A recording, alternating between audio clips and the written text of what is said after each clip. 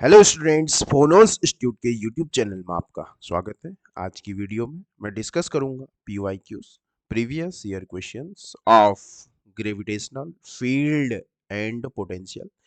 This is the second unit of mechanics for the syllabus of LT सहायक अध्यापक mathematics. ठीक, in previous video I was discussing the vector algebra till part 8। ठीक है, तो जो भी वेक्टर अलजेब्रा मैंने प्रीवियस 8 और 9 पार्ट में मैंने कराया है, डेफिनेटली अगर आप इतने questions, each video consist of 5 और 6 क्वेश्चन, मींस 40 और 45 question, you have a collection of previous year questions of 40 और 45 question. Definitely these question were most powerful effective for upcoming examination for like सहायक अध्यापक और upcoming UKPSC lecturer और another examination। ठीक है, तो आज की वीडियो में डिस्कस करूंगा जो मैकेनिक्स की सेकेंड यूनिट दी गई है उसमें ग्रेविटेशनल फील्ड एंड पोटेंशियल्स। इससे इसमें इस चैप्टर से रिलेटेड जो अभी तक का सहायक अध्यापक LT और लेक्चरर और another UP PGT UP TGT और अनदर एग्जामिनेशन में जो भी प्रीवियस ईयर क्वेश्चंस पूछे जा चुके हैं, उन सब क्वेश्चन को मैं क्या करूंगा इस इन सीरीज में मैं कवर करने की कोशिश करूंगा, जिससे कि ये प्रीवियस ईयर क्वेश्चन आपके लिए बहुत प्रॉफिटेबल हो और आपको ये पता चले कि चैप्टर में कौन से टॉपिक बहुत इंपॉर्टेंट है। ठीक है, तो विदाउट एनी डिले स्टार्ट करते हैं आज का first question, which was asking in UK triple SC Uttarakhand सहायक अध्यापक LT 2015 का क्वेश्चन है, जो कि जनरली ग्रेविटेशनल फोर्स से रिलेटेड क्वेश्चन है। तो क्वेश्चन को रीड आउट करते हैं। Question number first, if basic question है, if the distance between two masses is doubled, if the distance between two masses doubled, the gravitational force of attraction between them, ये पूछा गया है, जो कि हमें बहुत अच्छे से जानते हैं। The force acting between two masses is given by the Newton, और this law is also known as universal law of gravitation. Universal law of gravitation, if two masses m1 and m2 are separated by a distance r,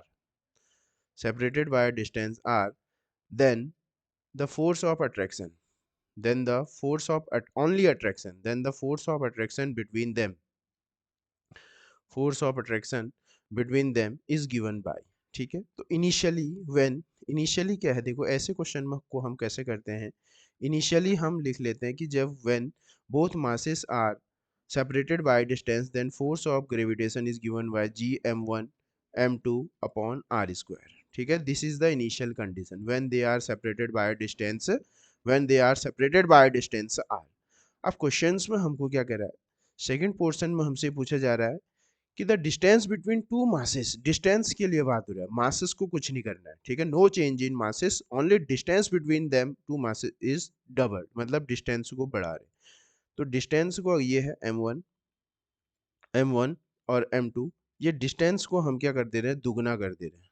ठीक है, distance को दुगना करेंगे तो जो इस case में हमारे पास न्यू फोर्स आएगा जी, m1 में कुछ चेंज नहीं करना है, m2 में कुछ चेंज नहीं करना है, और अब क्या करना है, डिस्टेंस का स्क्वायर मीन्स 2r का स्क्वायर नहीं, बहुत जल्दीबाजी में हम 2r का स्क्वायर कर देते हैं, पर 2r का होल स्क्वायर, 2r का होल स्क्वायर। तो यहाँ से एफ डैश जो न्यू फोर्स आएगा हमारे पास जी m1 m2 अपॉन 2 का स्क्वायर 4r स्क्वायर, ये हमारे पास क्या आ जाएगा, एफ डैश आ जाएगा। ठीक है, ये हमारे पास क्या आ जाएगा, एफ, और जब हमने डिस्टेंस को दुगना किया तो फोर्स की वैल्यू क्या आ जाएगी, ये आ जाएगा हमारे पास F dash. Clear.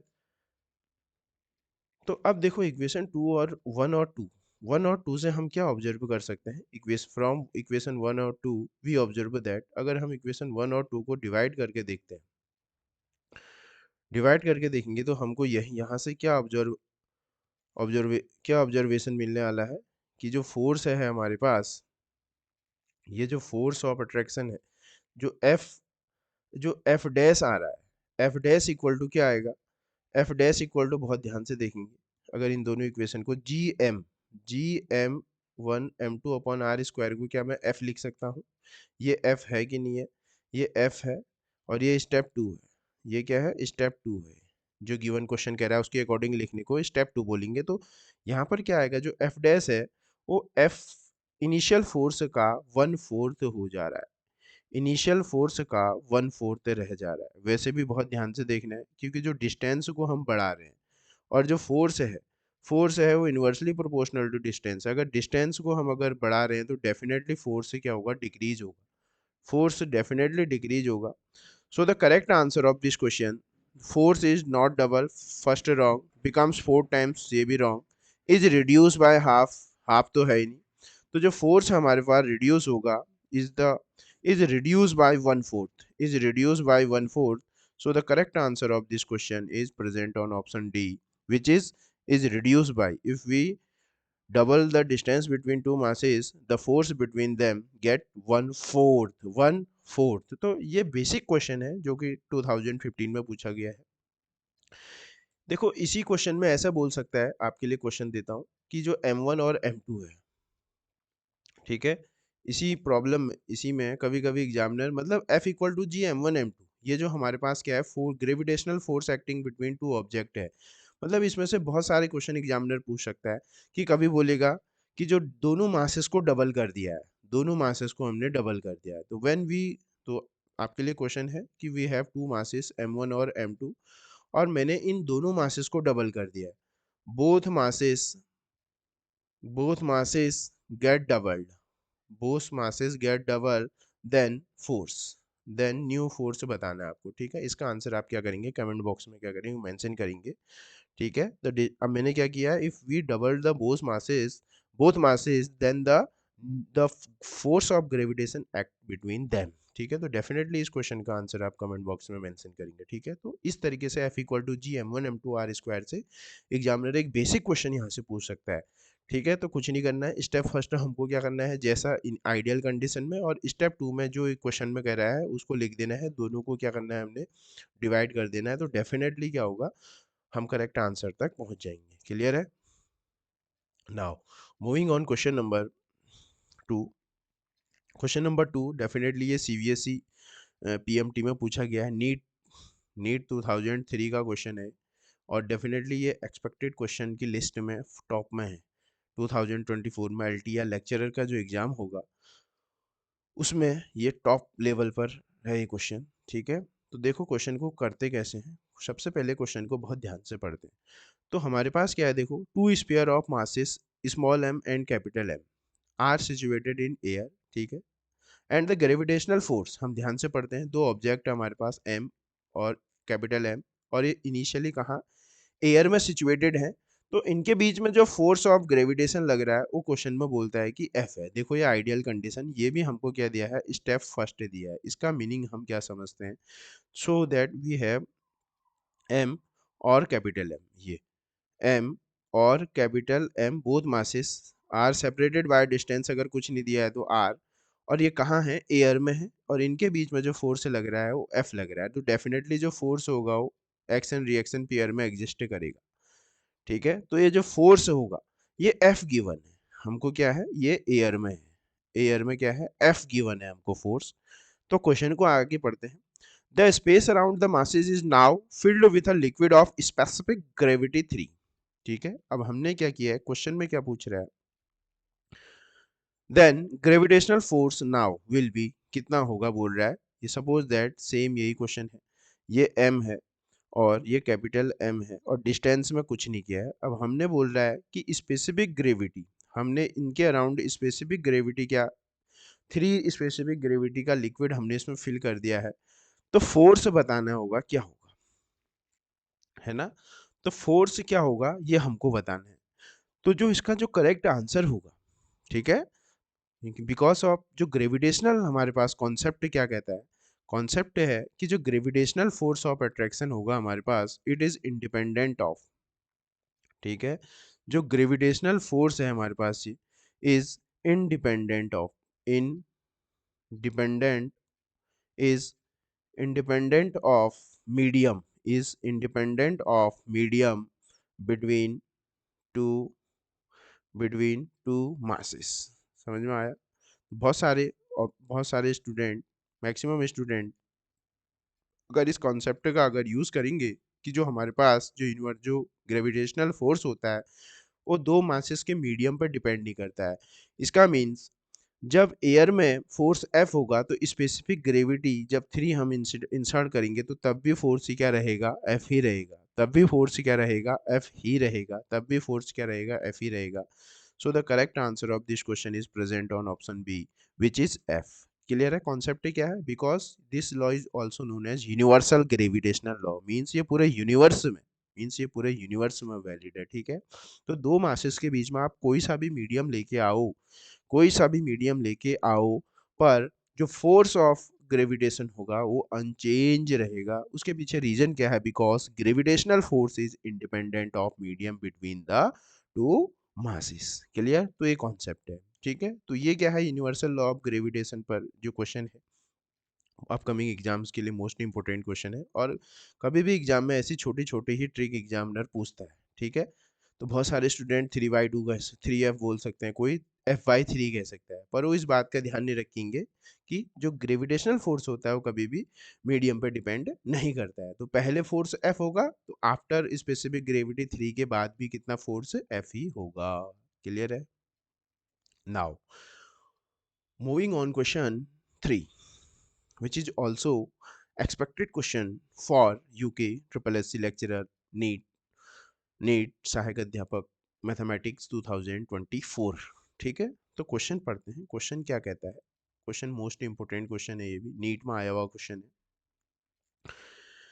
To identical spheres, identical means, ठीक है, आइडेंटिकल मीन्स क्या समझे? Identical means same radius. ठीक है, identical. Two identical spheres are placed in contact with each other. The force of gravitation between the spheres will be proportional to where r is the radius of sphere। तो हमसे question में बोलता है कि जो हमारे पास स्टेप फर्स्ट पढ़ते हैं। स्टेप फर्स्ट में हमारे पास दो आइडेंटिकल स्फीयर है, एक स्फीयर ये है और दूसरा स्फीयर ये है। ठीक है, बोथ आइडेंटिकल स्फीयर्स हैं। आइडेंटिकल मीन्स रेडियम सेम होगी। ठीक है, और इनकी रेडियस हमको ये रेडियस आर गिवन है हमको, ये भी आर और ये भी आर। ठीक है, ये भी रेडियस आर और ये भी रेडियस आर। ठीक है, और जो टोटल डिस्टेंस हो जाएगी ये कितनी हो जाएगी, आर और आर, ये आर और आर 2r हो जाएगी। इनके बीच की जो टोटल डिस्टेंस होगी, तो इसके बीच में हमसे फोर्स ऑफ ग्रेविटेशन पूछता है। सपोज दैट मास के बारे में कुछ नहीं कहा है, तो सपोज दैट मैं m1 ले लेता हूँ और m2 is the mass of these identical spheres. तो स्टेप फर्स्ट में अगर हमसे फोर्स पूछेगा तो हम क्या जानते हैं, G m1 m2 upon r। In the place of r we put 2r का होल स्क्वायर, क्योंकि इन दोनों के बीच की डिस्टेंस क्या है, 2r। ठीक है, तो जो फोर्स आएगा हमारे पास वो G m1 m2 upon 4r का स्क्वायर। फोर्स कितना आएगा, G m1 m2 upon 4r का स्क्वायर। ठीक है, तो यहां से क्या मैं ऐसा बोल सकता हूं कि force is inversely proportional to R square. जल्दीबाजी में क्या क्या जल्दीबाजी में इसका आंसर क्या होगा, inversely proportional to R square होगा। क्या इसका आंसर सी होगा? क्या इसका आंसर सी होगा? तो आंसर है, इसका आंसर सी नहीं होने वाला है। जो दिखता है ऐसा कभी कभी होता नहीं है। कभी भी मेरे को एग्जाम में सिर्फ स्फीयर कहे, क्वेश्चन में कभी भी मेरे को स्फीयर कहे तो we consider as solid sphere. ठीक है, कभी भी स्फीयर अगर एग्जाम में सिर्फ स्फीयर लिखा है तो we not called as hollow sphere, we consider as solid sphere. अगर सॉलिड स्फीयर होगा तो उसकी कुछ ना कुछ डेंसिटी तो होगी, और दोनों एक ही मटेरियल के बने हैं तो दोनों की डेंसिटी भी सेम होने वाली है। तो मैं क्या करूंगा, मास को भी रिप्लेस करूंगा डेंसिटी के टर्म्स में।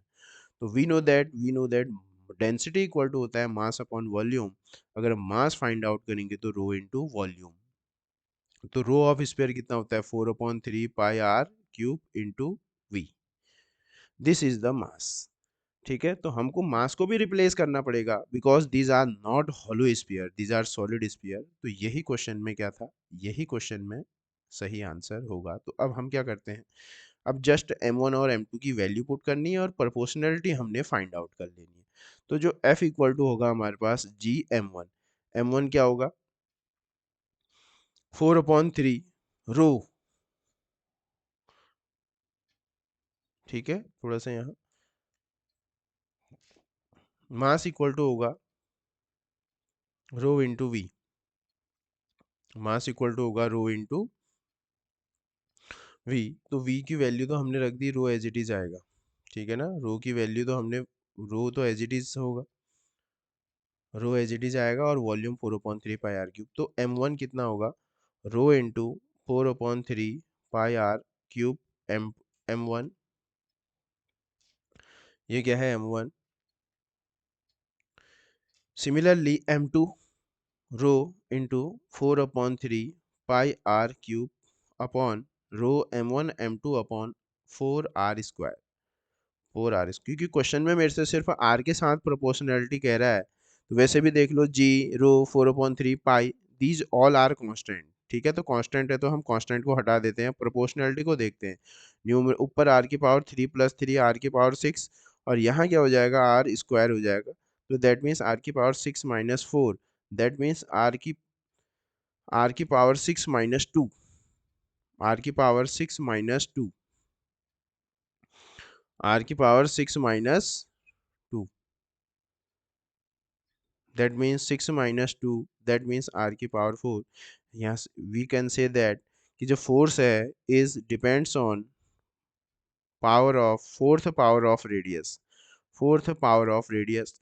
तो देखो जल्दी एग्जामिनर कहाँ कहाँ हमको क्या कर सकता है, परेशान कर सकता है, तो उसके पीछे रीजन यही है, ठीक है। तो अगर हमने थोड़ा सा ध्यान नहीं दिया कि जब सॉलिड लिखा होता है, जब सिर्फ स्पेयर लिखा होता है उसको हम as a solid sphere consider करते हैं, अगर सॉलिड स्पेयर करते हैं तो उसके पास कुछ ना कुछ डेंसिटी होगा, तो हमको मास को भी क्या करना पड़ेगा, रिमूव आउट करना पड़ेगा, ठीक है। तो जो इसका करेक्ट आंसर है, ठीक है, मैक्सिमम मैक्सिमम बच्चे इस बात को भूल जाते हैं और करेक्ट आंसर क्या लगा के आ जाते हैं, 1/r² लगा के आ जाते हैं, जो कि बिल्कुल गलत हो जाएगा, ठीक है। तो मोस्ट एक्सपेक्टेड क्वेश्चन है लेक्चरर और LT के लिए। तो जो इसका करेक्ट आंसर होगा, ये क्या होगा, कैसे डिपेंड कर रहा है, जो फर्स्ट आर तो कर नहीं रहा, r² भी नहीं कर रहा है, ये भी नहीं कर रहा है, तो ऐसे कर रहा है क्या, r की power 4 which is present on option D, ठीक है। तो most expected questions for upcoming examination. Now moving on, question number 4, question number 4 is which is also important for UPPGT, UKPSC, UK triple SC 2024 expected question है ये भी, ठीक है। तो मैं सारे ऑल अभी तक का जितने एग्जामिनेशन हुए हैं, मैक्सिमम सारे एग्जामिनेशन के ग्रेविटेशन वाले पोर्शन को मैं PYQs को कराने की, सॉल्व करने की कोशिश करूँगा, ठीक है। तो डेफिनेटली आप भी मेरे साथ साथ सॉल्व कर सकते हैं, और कोई सा भी डाउट अगर आपको होता है तो डेफिनेटली कमेंट बॉक्स में मेंशन कर सकते हैं, ठीक है। My efforts is directly proportional to your response, ठीक है। तो मैं पूरा सिलेबस का PYQ यूट्यूब में कराऊंगा, but it depends on your response, ठीक है। नाउ क्वेश्चन को रीड आउट करते हैं। Question is that three masses of equal to capital M are placed at the three corners of a square, three corners of a square, three corners of a square of side A, of side A, of side A. Calculate the force of attraction, calculate the force of attraction on unit mass of unit mass 1 kg का mass of fourth corner। तो generally it is based on the principle of superposition है, ठीक है, principle of superposition की problem है, और ऐसे question lecturer 2021 में भी पूछा गया है, ठीक है ना, लेक्चरर 21 का भी ये मोस्ट इंपोर्टेंट क्वेश्चन है। तो क्वेश्चन को सबसे पहले क्वेश्चन का स्टेप नंबर फर्स्ट करते हैं, इसको विजुअलाइज करते हैं। विजुअलाइज कैसे करेंगे, सबसे फर्स्ट हमको क्या बनाना पड़ेगा, एक स्क्वायर बनाना पड़ेगा, ठीक है, ये स्क्वायर है, और स्क्वायर के थ्री कॉर्नर्स, सबसे पहले इसको नेमिंग कर देते हैं AB, ऐसा C, और ये है D, ठीक है ना, इस तरीके से ये, और स्क्वायर की साइड कितनी गिवन है, A गिवन, ठीक। M थ्री कॉर्नर्स पर, यहाँ पर भी कितना मास रखा हुआ है, यहाँ पर कितना मास रखा है M, और यहाँ पर भी इस कॉर्नर B पर भी M, इस कॉर्नर सी पर भी क्या रखा है, m मास रखा है। और जो फोर्थ कॉर्नर है इसमें क्या रखा है, एक 1 kg का मास रखा है। इस पर हमने क्या करना है, फोर्स निकालना है। समझ में आया? मेरा टारगेट क्या है कि जो D corner per unit mass रखा हुआ है इस पर फोर्स निकालना है। तो कैसे करेंगे इस क्वेश्चन को? सबसे पहले अपने आप से पूछेंगे कि डी पर कौन कौन फोर्स देगा। ठीक है, ये क्वेश्चन अपने आप से पूछो कि डी पर कौन कौन फोर्स देगा। ठीक है, तो कौन कौन फोर्स देगा, ए देगा, बी देगा और सी देगा। डी खुद पर फोर्स नहीं देगा, कोई भी ऑब्जेक्ट खुद पर फोर्स नहीं एक्सर्ट करता है। ठीक है, तो कौन डी पर कौन कौन फोर्स एक्सर्ट करेगा, A B C, these three masses are exert force on D. तो हम क्या करते हैं इनको, स्टेप फर्स्ट तो ये है। स्टेप टू में हमने क्या करना है, स्टेप टू में right magnitude of force and direction. और स्टेप थर्ड में हमने क्या करना है, कैलकुलेट कर देना है। तो हमको आंसर मिल जाने वाला है। ठीक है ना? तो देखो, सबसे फर्स्ट क्या होगा कि ये जो one gravitational force always attractive in nature होता है। तो ए ये जो 1 kg को ए वाला मास क्या करेगा, ऐसे अपनी ओर अट्रैक्ट करेगा। ये जो फोर्स एफ ए हो जाएगा। ठीक है, ए वाला मास क्या करेगा, इस 1 kg को अपनी ओर अट्रैक्ट करेगा। सिमिलरली जो सी वाला है इसको भी क्या करेगा, ऐसे अट्रैक्ट करेगा अपनी ओर। ठीक है, ऑल्सो एक मास जो इस कॉर्नर में बैठा हुआ है, ये मास ये भी क्या करने वाला है, एफ बी भी इस 1 kg के मास को अट्रैक्ट करने वाला है। तो अब हमने क्या करना है, स्टेप फर्स्ट तो पता है क्या करना है। स्टेप फर्स्ट में हमने क्या करना है कि उस पॉइंट पर कौन कौन फोर्स देगा। उसके बाद स्टेप टू में हमने इनका मैग्नीट्यूड के साथ साथ सबकी वैल्यूज लिख देनी है। एफ ए कितना होगा, जी m1m m2m अपॉन डिस्टेंस क्या होगा, ए का स्क्वायर। और डायरेक्शन क्या होगा, डी से A, attraction. Similarly F C is also g m1 m2 upon distance also a square। और डायरेक्शन इज सी डी से सी। क्लियर? डायरेक्शन क्या होगा, डी से सी। अब बी लिखेंगे हम, F B equal to G m1 m2 1 upon R square A square. और direction क्या होगी, डी से बी। ठीक है, पर अगर आप ऐसे लिखेंगे तो ये जो एक्सप्रेशन है, ये एक्सप्रेशन क्या है, एफ, ये रॉन्ग है। रॉन्ग क्यों है बेटे, because this is the diagonal of square. ये डिस्टेंस ए √2 होती है, जल्दीबाजी में हम ए ही लिख देते हैं। ठीक है, तो एफ बी में जो डिस्टेंस होगी उसको हमने क्या लिखना है, f√2। ठीक है, ऑलवेज रिमेंबर दैट, तभी मैंने स्टेप जबरदस्ती लिखा। तो एफ बी इक्वल टू हमारे पास क्या होगा, जी m1 कितना होगा m2 कितना होगा m, और डिस्टेंस a√2 डायगोनल बन जाएगा स्क्वायर। तो जी m1 m2 upon 2a square कितना हो जाएगा, 2a स्क्वायर। अब देखो एफ ए और एफ सी देखो दोनों सेम है कि नहीं है, मैग्नीट्यूड दोनों का सेम है। ठीक है ना? तो अब हम यहां से कुछ एजम्पशन कर लेते हैं, लेट कि जो एफ ए है, एफ ए का मैग्नीट्यूड है सुविधा के लिए, और एफ सी का जो मैग्नीट्यूड है, ये दोनों सेम है। क्या मैं इसको एफ मान लेता हूँ, एफ मान लिया। एंड ये वाला जो आपको टर्म दिख रहा है ये भी एफ के इक्वल ही है। और एफ बी को मैं क्या लिख सकता हूँ, एफ वाई 2 लिख सकता हूँ। एफ बी को हम क्या लिख सकते हैं, एफ वाई 2 लिख सकते हैं। ठीक है, क्लियर है? तो सबसे पहले हम क्या करेंगे, अब रिजल्टेंट फाइंड आउट करेंगे। सबसे पहले आप इस एफ बी को भूल जाओ, सबसे पहले resultant of F A and F C, ये होगा कि नहीं होगा, एफ आर ये होगा कि नहीं होगा डायगोनल, क्योंकि दोनों फोर्सेस इक्वल है तो रिजल्टेंट बीचों बीच से होकर जाएगा। तो सबसे first we find out the resultant of F A and F C which is F R, और एंगल बिटवीन देम इज 90। ठीक है, और हमको पता भी होना चाहिए जब दो फोर्सेस के बीच में एंगल 90 होता है तो आंसर A√2 आता है। मैं करके दिखा देता हूँ, पर ये याद होना चाहिए। एफ आर क्या होता है, एफ ए का स्क्वायर, एफ ए है, प्लस एफ सी का स्क्वायर वो भी एफ है, plus 2 F A F C cos 90 angle between them. ठीक है, because F A F C equal to F. ठीक है, तो ये वाला टर्म जीरो हो जाएगा, तो एफ स्क्वायर, ये F square F R equal to कितना आ जाएगा, F√2 आ गया। एफ आर कितना आया, F√2 आ गया। पर क्या ये फाइनल आंसर है, ये फाइनल आंसर नहीं है, बिकॉज एफ आर तो यहाँ है, एफ आर यहाँ है, और इसी लाइन में कौन है, एफ बी भी है, इसी लाइन में एफ बी भी क्या है, प्रेजेंट है, और ये दोनों वेक्टर एक ही लाइन में आ गए, तो यहां से तो ये दे गेट डायरेक्टली एडेड, तो फोर्स ऑन डी क्या हो जाएगा, फोर्स ऑन डी क्या हो जाएगा, F R plus F B. F R कितना है, F√2 प्लस F/2, तो जो आंसर आएगा √2 plus half, √2 plus half F, √2 plus half F.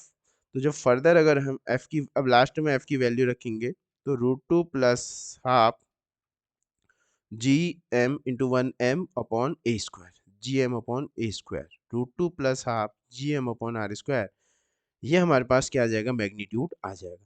अगर डायरेक्शन पूछेंगे तो टोटल होगा तो क्या होगा, डायरेक्शन क्या होगा इसका, डायरेक्शन ये होगा, विस डायरेक्शन किसी के साथ 45 डिग्री विथ एफ ए और एफ सी, किसी के साथ भी 45 डिग्री, क्योंकि फोर्सेस इक्वल होगा तो ऐसे भी दे सकते हैं। और जो फाइनल जो डायरेक्शन होगी वो क्या होगी, फाइनल डायरेक्शन क्या होगी हमारे पास, जो बड़ा फोर्स होगा, दैट मीन्स एफ डी से बी होगी, डी से बी डायरेक्शन क्या होगी, अगर डायरेक्शन के फॉर्म में बोल सकते हैं तो जो इसकी डायरेक्शन होगी डी से B is the direction of this resultant force. ठीक है, तो देखा हमने कि कैसे हम प्रिंसिपल ऑफ सुपरपोजिशन क्वेश्चन को कर सकते हैं।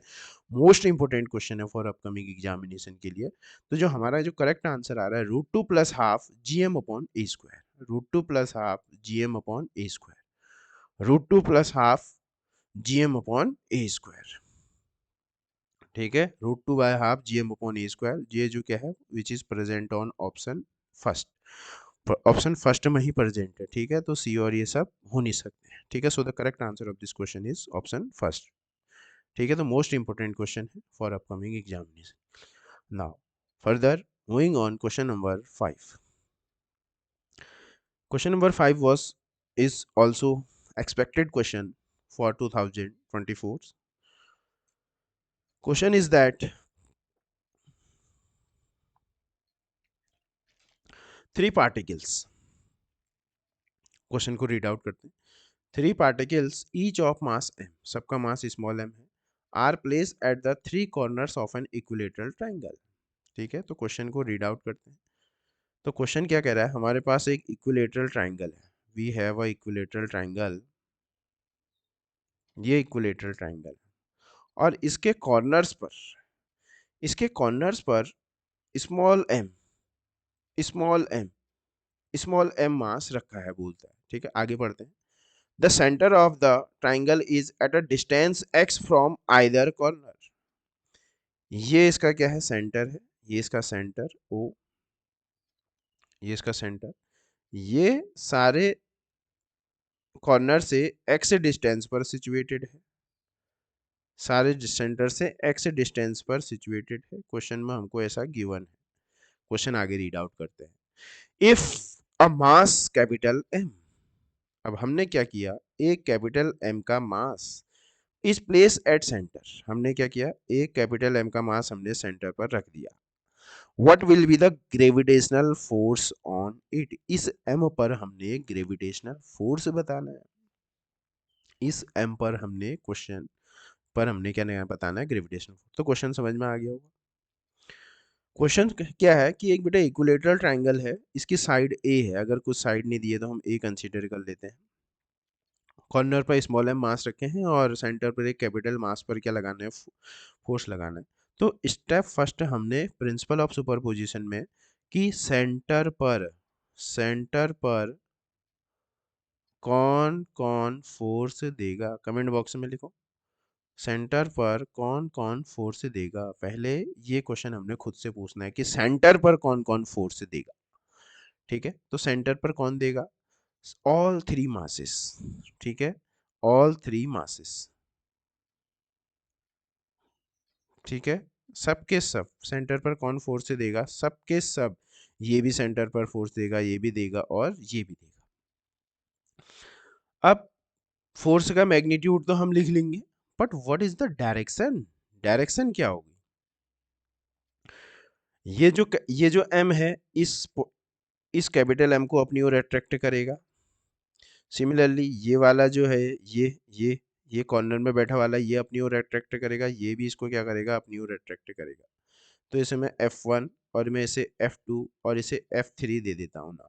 तो मेरे पास यही समराइज करते हैं, ये F1, ये इस तरीके से ये। अब इसको सॉल्व करना है, दिस इज F1 और दिस इज F3 और दिस इज F2 ये। ठीक है, तो F1 F2 F3 की वैल्यूज को मैं 4 से है तो 4 से कैसे लिखूंगा। F1 क्या होगा, ये होगा G small m capital M upon x square F1। ठीक है, तो F1 जितना F1 होगा उतना ही F2 भी होगा।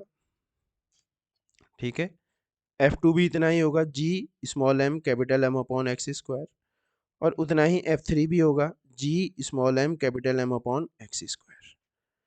ठीक है ना, होगा कि नहीं होगा। अगर हम इसको नेमिंग कर देते हैं, इस ट्रायंगल को अगर नेमिंग दे देते हैं, तो नेमिंग करने से suppose that this is A, this is B, this is C. ठीक है, तो F1 का जो डायरेक्शन होगा O से A होगा और F2 का डायरेक्शन होगा वो O से B होगा और F3 का जो डायरेक्शन होगा वो O से C होगा। F3 का जो हमारे पास डायरेक्शन होगा वो क्या होगा, O से C। ठीक है, तो सबसे फर्स्ट अब देखो फॉर अवर कन्वीनियंस के लिए हम ये सबके मैग्नीट्यूड को क्या लिख लेते हैं, F।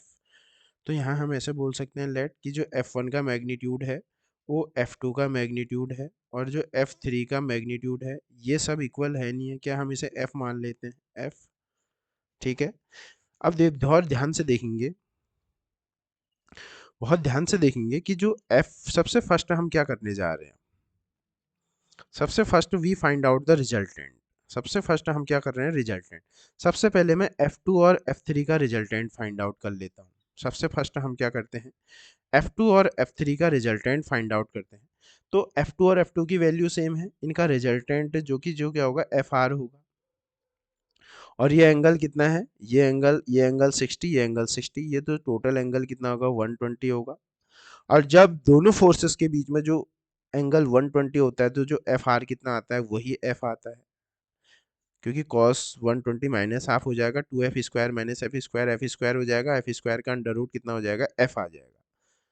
तो जो FR है ये भी F के इक्वल है और F1 भी किसके इक्वल है, F के इक्वल है। तो these two are equal and opposite, so they were cancel out and the gravitational force on centre is zero. तो जो अगर इसका ऑप्शन फर्स्ट गिवन होगा तो जो इसका करेक्ट आंसर क्या हो जाएगा, zero. Zero is the correct answer of this question. Zero क्यों, क्योंकि F1 और FR दोनों इक्वल है, अपोजिट इन डायरेक्शन है, so they are cancel out. So the correct answer of this question is zero. तो यहां से हम एक कॉन्सेप्ट भी बना देते हैं, कॉन्सेप्ट बहुत इंपॉर्टेंट है। In the case of symmetrical, in the case of symmetrical mass distribution, gravitational force और gravitational field intensity, अभी आगे के लेक्चर में कवर करेंगे इससे related question, at center is always zero, is always zero. Condition क्या होनी चाहिए, चार्ज का जो डिस्ट्रीब्यूशन है, जो चार्ज का डिस्ट्रीब्यूशन है वो कैसा होना चाहिए बेटे, सिमेट्रिकल होना चाहिए। चार्ज का डिस्ट्रीब्यूशन सिमेट्रिकल होना चाहिए। और सेंटर में हमसे फोर्स पूछेगा तो हमेशा क्या आएगा, जीरो आएगा। हमेशा क्या आएगा, जीरो आएगा। ठीक है, इसीलिए तो आपके लिए होमवर्क, एक मेरे पास हेक्सागन है, इसके कॉर्नर्स पर, इसके कॉर्नर्स में मैंने स्मॉल एम मास रखा है, स्मॉल एम, और साइड कितनी है, ए है। तो क्वेश्चन बोलना है कि सेंटर पर फोर्स बताओ। एक क्वेश्चन ये है, डेफिनेटली आप कमेंट बॉक्स में इसका आंसर करेंगे। सेकंड क्वेश्चन क्या है, एक ये स्क्वायर है, this is a square, centre पर M M M M, centre पर आपको ग्रेविटेशनल फोर्स बताना है। डेफिनेटली आप अपना आंसर कमेंट बॉक्स में मेंशन करेंगे। ठीक है, तो क्वेश्चन कॉन्सेप्ट को मेरे साथ एक बार दोबारा रिपीट करेंगे। If the distribution of mass is symmetrical, then the force, gravitational force or gravitational field intensity at the center is always zero, always zero। ठीक है, तो मोस्ट इंपोर्टेंट क्वेश्चन है, मोस्ट इंपोर्टेंट क्वेश्चन कॉन्सेप्ट। ठीक है, इन questions को आप repeat करते रहेंगे। तो इस part first gravitational potential, for gravitational force and potential में जो फर्स्ट 5 क्वेश्चंस थे, these are most important question for the upcoming examination. So you can solve this type of questions, and any doubt from this type of any question so mention in your comment box है। ठीक है, तो इस video में इतना ही, thank you.